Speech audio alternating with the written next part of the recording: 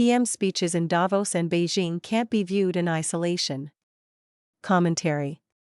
Although Prime Minister Mark Carney's address in Davos was polished, ambitious, and fluent, it cannot be read in isolation from his remarks in China last week, where he spoke approvingly of a coming New World Order.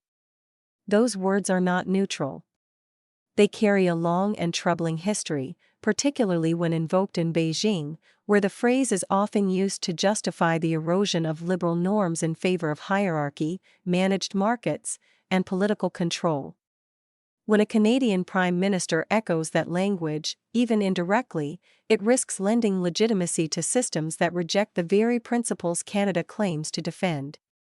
Seen in that light, the Davos speech reads less as sober realism and more as an attempt to reconcile democratic values with an emerging order that is neither benign nor aligned with Canadian interests. Carney is right about the diagnosis. The post-Cold War illusion of frictionless globalization has ended. Power matters again. Geography matters again. Energy, food, critical minerals, defense capacity, and industrial depth have returned as the foundations of sovereignty. On that point, there is broad agreement. The divergence begins with the prescription. The speech frames Canada as a middle power whose future depends on coalition building, variable geometry, and values-based realism. In theory, this sounds pragmatic. In practice, it risks becoming values-based abstraction, a framework that gestures toward realism while avoiding its hardest implications. Canada does not need to reinvent itself as a country cautiously navigating between giants. We are a G7 economy, an Arctic nation, an energy superpower, a founding NATO ally, and the United States' most integrated economic and security partner. Any serious strategic doctrine must begin from that reality rather than dilute it. The speech repeatedly urges countries to name reality and stop living within a lie. Yet it hesitates to do so fully.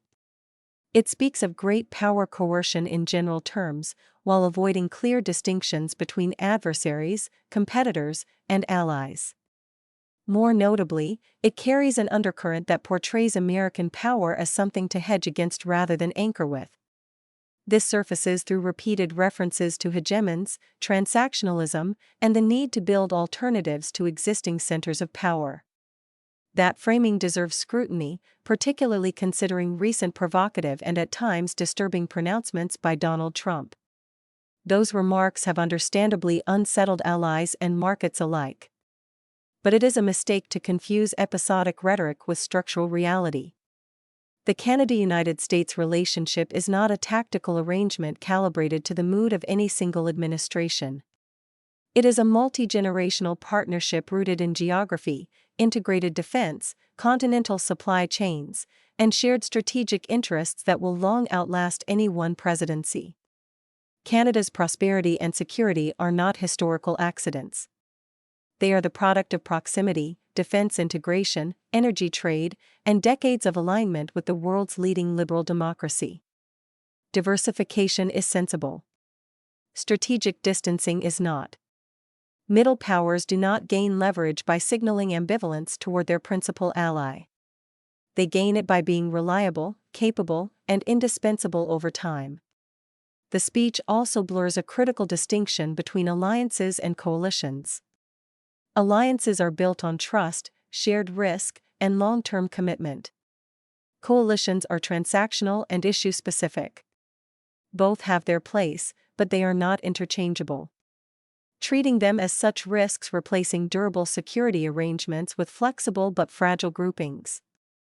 There is also a gap between ambition and execution. The address cites sweeping domestic achievements and commitments, the removal of interprovincial trade barriers, rapid approval of major investments, doubled defense spending, and industrial renewal at scale. These are worthy objectives, but they remain largely aspirational. Canada continues to struggle with regulatory delays, infrastructure bottlenecks, procurement failures, and an inability to translate capital into production at speed. Declaring strength does not make it real. One of the most telling lines in the speech is the claim that Canada will rely not only on the strength of its values, but on the value of its strength. That instinct is correct, but strength is not asserted abroad. It is built at home through disciplined public finances, credible defense procurement, reliable energy development, faster project approvals, and sustained support for productive industry. Carney closes by urging Canada to abandon comforting fictions. That instinct is sound, but the fiction Canada must discard is not belief in alliances or shared norms. It is the belief that eloquence can substitute for leverage, that process can replace power, and that strategic distance from allies somehow enhances sovereignty. Canada does not need to invent a third path between great powers. It needs to walk its own path with confidence, anchored in alliances that matter and the hard work of building strength at home. In a harsher world, clarity matters more than choreography.